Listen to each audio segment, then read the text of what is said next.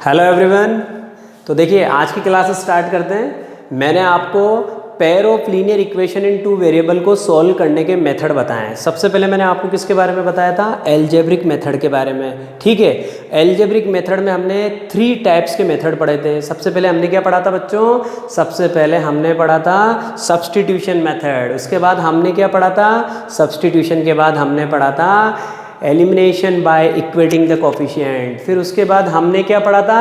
हमारा unique method, cross multiplication method. अब आज हम बात कर रहे हैं ग्राफिकल मेथड के बारे में बात कर रहे हैं कि ग्राफिकल मेथड से हम कैसे pair of linear equation in two variable को सॉल्व कर सकते हैं। तो इसके लिए मैंने आपको पास इतनी अच्छी लैंग्वेज में इतना अच्छा मटेरियल प्रोवाइड किया है कि जैसे ही मैं आपके सामने इसको रीड करूंगा और मैं इसको एक्सप्लेन करूंगा आपको मज़ा आ जाएगा। It's my promise. देखिए, since a linear equation in two variable always represent straight line. ये बात हमें बहुत अच्छे से पता होती है ना बच्चों। हमने 9th क्लास में जब linear equation in two variable वाला चैप्टर पढ़ा था तो हम वहाँ पे जब भी ग्राफ बनाते थे हमेशा ग्राफ क्या आता है? Straight line. तो linear equation in two variable का ग्राफ हमेशा कैसा आता है? Straight line. अगर एक ही इक्वेशन होती है तो इस चैप्टर में हमारे पास क्या है? At the same time 2 equation है। अगर हमारे पास at the same time 2 equation रहेगी तो हमें 2 स्ट्रेट लाइन मिलेगी ना यार। पहली स्ट्रेट लाइन तो पहली इक्वेशन से और second straight line second equation से, और ये दोनों हमको एक साथ मिलेगी, इसलिए हमको दोनों को एक साथ बनाना पड़ेगा। तो मैंने यही लिखा हुआ है यहाँ पे, देखना। Therefore a pair of linear equation in two variables will represent two straight lines both to be considered together।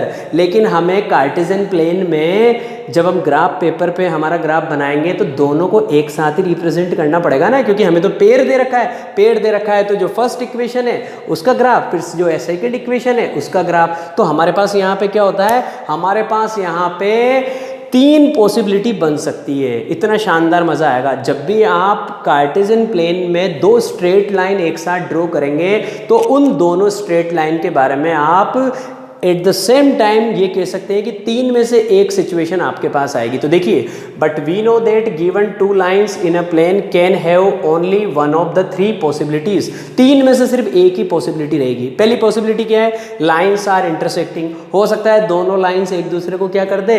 Intersect कर दे। ठीक है, अभी मैं आपके सामने एग्जाम्पल लूंगा, आपको मजा आएगा। लेकिन आपको ये बात समझ में आ गई होगी कि अगर मैं 2 straight line at the same time Cartesian plane में बनाऊंगा तो उनमें 3 पॉसिबिलिटी हो सकती है। या तो वो दोनों स्ट्रेट लाइन एक दूसरे को क्या कर दे? कट कर दे। तो ऐसे केस में मैं बोलूंगा लाइंस आर इंटरसेक्टिंग। और अगर लाइंस इंटरसेक्ट करेगी तो इंटरसेक्शन तो बच्चों इस तरह से ही होता है ना, किसी एक पॉइंट पे जाके कट करेगी। तो यहाँ पे कट किया तो हम क्या बोलेंगे? Intersect at 1 point. ये तो पहला केस हो गया। अगर मान लो ऐसा नहीं आया तो फिर कैसा आ सकता है? ऐसा आ सकता है। क्या? लाइंस आर पैरेलल हो सकता है। आपने कार्टेशियन प्लेन में जो दोनों लीनियर इक्वेशन इनटू वेरिएबल का ग्राफ बनाया है, मतलब वो दोनों जो स्ट्रेट लाइन आपको मिली है, हो सकता है वो दोनों कैसी आ जाए? पैरेलल। इस तरह से आ जाए, मतलब एक दूसरे को कट नहीं कर रहे हैं। पैरेलल लाइंस आपको पता ही है क्या होती है? ऐसी लाइंस जो एक दूसरे को इंटरसेक्ट नहीं करती है। तो हमने यहाँ पे लिखा दे डोंट इंटरसेक्ट। ठीक है, ये सेकंड केस हो गया। और थर्ड केस बड़ा शानदार है यार। थर्ड केस क्या हो सकता है? थर्ड केस में हम आपसे बोलेंगे लाइंस आर कोइंसिडेंट। कोइंसिडेंट का मतलब क्या होता है? कि लाइंस आर ओवरलैपिंग, मतलब एक लाइन के ऊपर ही, जैसे ये फर्स्ट लाइन बनाई है आपने, इस लाइन के ऊपर ही क्या होती है बच्चों? Second line. तो इस तरह से 1 lines overlap the another line. तो ये थर्ड पॉसिबिलिटी है। तो हमारे पास यहाँ पे 3 पॉसिबिलिटी हो सकती है। दोबारा फिर रिपीट कर रहा हूँ, lines are intersecting, lines intersect कर सकती है। Lines are parallel, lines parallel हो सकती है। और third case lines are coincident lines. अब इनका ग्राफ कैसा होता है मैं आपको ग्राफ बना के बताता हूँ। तो अब आप देखिए, मैंने आपके सामने ग्राफ ड्रॉ कर दिया है। मैंने आपको 3 सिचुएशन बताई कि हमारे पास क्या हो सकता है। पहली कंडीशन तो क्या आ सकती है? Lines are intersecting. लाइंस एक दूसरे को इंटरसेक्ट कर सकती है एक पॉइंट पे। तो देखिए पहला केस ये रहा। इस केस में क्या है? Lines are intersecting. ये लिखा मैंने आपके लिए, लाइंस आर इंटरसेक्टिंग। ये फर्स्ट केस है। तो देखिए आपने क्या किया?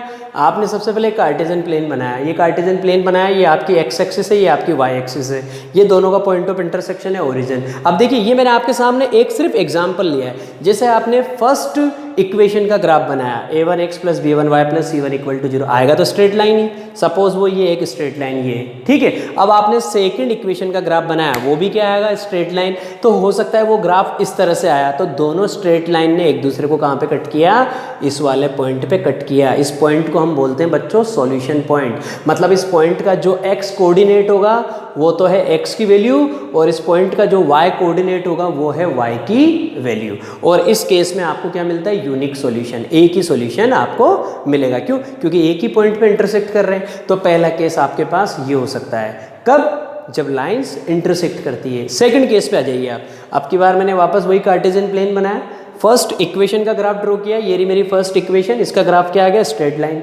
अब सेकंड इक्वेशन का ग्राफ ड्रॉ किया, वो भी क्या आ गया, स्ट्रेट लाइन, ठीक है।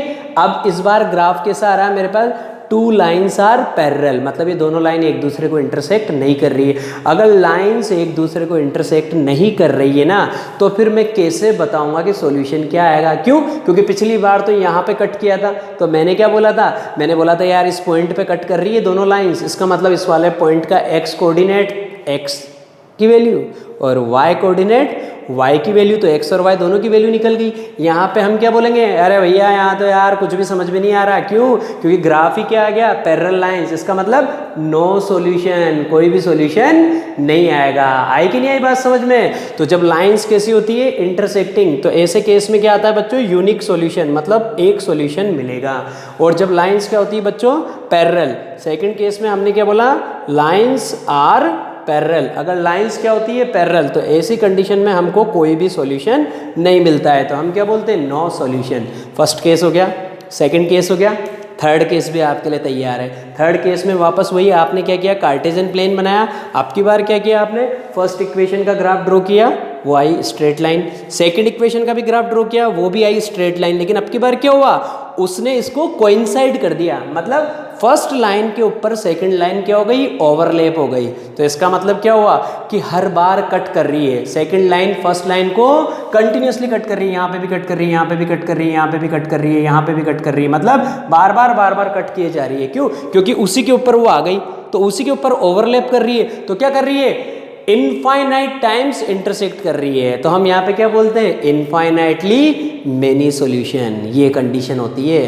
तो उस केस में तो क्या आया था, यूनिक सॉल्यूशन, मतलब इस पॉइंट का x कोऑर्डिनेट x की वैल्यू, y कोऑर्डिनेट y की वैल्यू। इस केस में क्या आया था, नो सॉल्यूशन। क्यों? क्योंकि लाइन से इंटरसेक्ट नहीं कर रही थी। और इस केस में क्या हुआ, इस केस में लाइंस क्या थी, कोइंसिडेंट लाइंस थी, मतलब ओवरलैप कर रही थी। और जब लाइंस ओवरलैप करती है तो फिर ऐसी कंडीशन में हम क्या बोलते हैं, इनफाइनाइटली मेनी सॉल्यूशन। आया कि नहीं आया आप लोगों को मजा? तो ग्राफिकल मेथड देखिए कितना सीधा है, ग्राफ बनाना आना चाहिए और बच्चों का खेल है इसके आगे। और ग्राफ बनाना तो मैंने आपको 9th में सिखा दिया, हम तो आपको पहले से चैंपियन बनाते हुए लेके आ रहे हैं। बस अब आपको क्या करना है, अब आपको करंट सर की तरह बिल्कुल अपने टारगेट पे फोकस करना है और घर जाके इससे रिलेटेड क्वेश्चंस जो हैं आपकी बुक में, आपको उनका ग्राफ बनाना है और आपको फाइंड आउट करना है कि आपकी लाइंस इंटरसेक्टिंग आ रही है या पैरेलल आ रही है या फिर कोइंसिडेंट लाइंस आ रही है। बाकी कल आप मुझसे आके अपनी प्रॉब्लम्स डिस्कस करिएगा, ठीक है? Bye, have a good day.